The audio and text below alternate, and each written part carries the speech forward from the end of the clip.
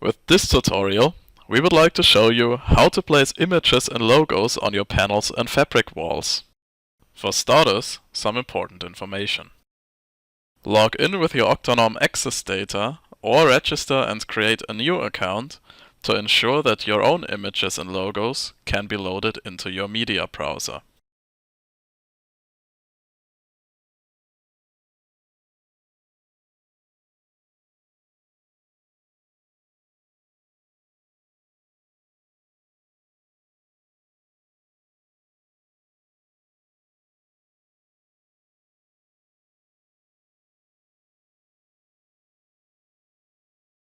Next, please make sure that both your JPEGs and the wall elements are about the same size.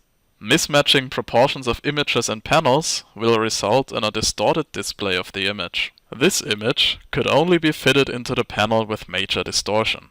For this reason, you may want to crop or adjust your images with an image processing program like Photoshop, Corel Photo Paint or similar software prior to importing. Use your image processing program to also edit landscape size images that need to be spread over several panels in such a way that they can be evenly distributed. Here is the original image and the division in 4 segments.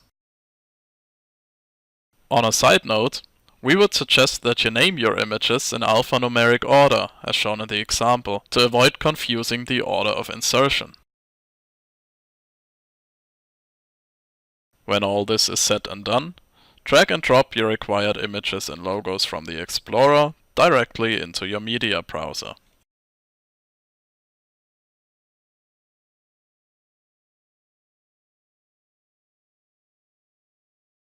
Once all image files are available in your media browser, you can take the ones you require and place them onto your wall via drag and drop.